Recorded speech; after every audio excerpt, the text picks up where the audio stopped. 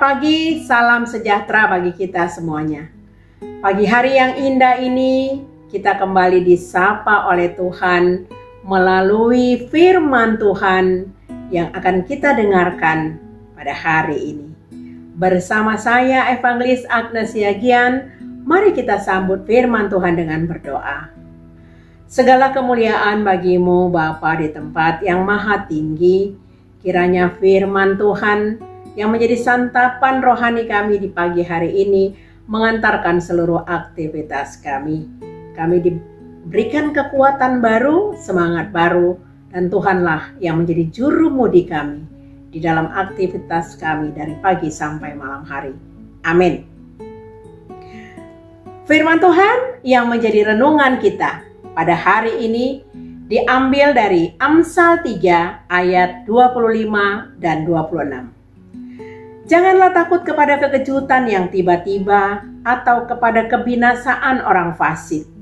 Bila itu datang, karena Tuhanlah yang akan menjadi sandaranmu dan akan menghindarkan kakimu dari jerat. Demikian firman Tuhan. Bapak Ibu jemaat yang dikasihi Tuhan kita Yesus Kristus, di dalam hidup kita ada banyak kejutan-kejutan yang mewarnai hidup kita. Kejutan yang menyenangkan tentu saja membuat kita bahagia. Anak lulus dari kuliah, mendapatkan pekerjaan, promosi naik jabatan, mendapatkan beasiswa, pastilah kejutan yang menyenangkan hati kita. Namun, ada kalanya kita mendapatkan kejutan di luar dari pikiran kita, yakni kejutan yang tidak menyenangkan hati. PHK, musibah, kecelakaan, kematian, usaha yang bangkrut, ditipu, dan lain sebagainya. Namun firman Tuhan hari ini berkata, janganlah takut akan kekejutan yang tiba-tiba. Ayat ini mengingatkan agar kita tidak merasa khawatir atau terkejut ketika menghadapi masalah atau situasi sulit yang datang secara mendadak. Jangan takut akan kecemasan atau kebinasaan orang fasik. Ayat ini mengingatkan agar kita tidak takut akan kebinasaan atau hukuman yang menimpa orang fasik. Kenapa? Karena itu tidak akan menimpa kita jika kita tetap setia kepada Tuhan. Kekuatannya ialah karena Tuhanlah yang akan menjadi sandaran kita. Ayat ini menegaskan bahwa Tuhan akan menjadi tempat kita bertumpu dan bersandar dalam setiap kesulitan-kesulitan yang kita hadapi. Dan akan menghindarkan kaki kita dari jerat maut.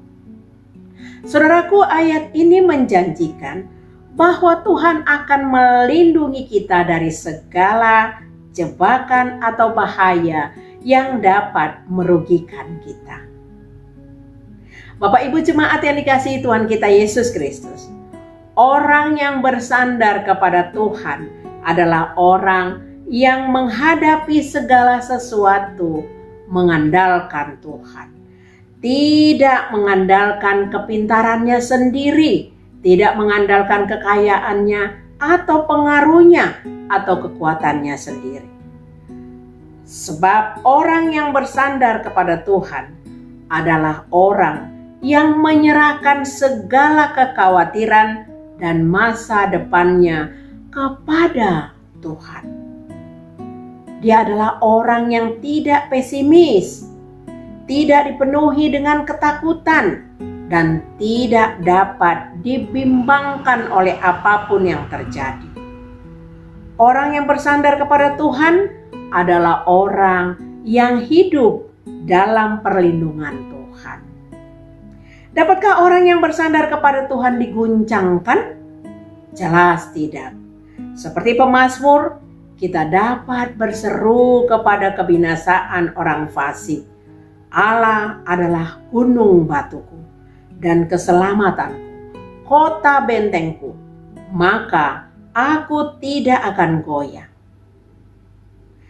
Tetaplah setia dan percaya hanya kepada Tuhan Yesus Kristus, sumber keselamatan dan kebahagiaan kita. Amin. Terima kasih Bapa yang baik. Pagi hari ini kami sudah mendengarkan firman Tuhan. Biarlah firman ini memenuhi seluruh hati kami, sehingga Roh Kudus menolong kami. Kami berdoa bagi seluruh aktivitas, seluruh jemaat-Mu ya Bapa. Beri kekuatan baru, semangat baru dari Tuhan.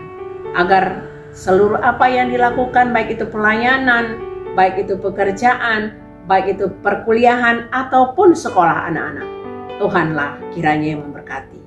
Cukupkanlah segala kebutuhan orang-orang yang sedang mengalami kesulitan. Berilah kepada setiap kami hati yang senantiasa setia kepada Tuhan. Bagi saudara-saudara kami yang mengalami sakit penyakit dan sedang ada tindakan operasi, kiranya Tuhan yang memegang kendali dan memberikan kesembuhan. Saudara kami yang berduka cita, hiburlah mereka ya Bapa, agar mereka boleh menikmati kasih karunia Tuhan. Bangsa dan negara kami serahkan ke dalam tangan Tuhan. Damai sejahtera-Mu menyertai bangsa dan negara kami, pemerintah kami, presiden dan seluruh jajaran pemerintah pusat maupun daerah. Terpuji nama-Mu Bapa, di dalam nama anak-Mu Tuhan Yesus Kristus kami berdoa. Amin. Kasih setia dari Tuhan kita Yesus Kristus dan kasih dari Allah Bapa dan persekutuan dari Roh Kudus kiranya memberkati kita sekalian hari ini sampai selama-lamanya. Amin. Selamat beraktivitas, Tuhan Yesus memberkati.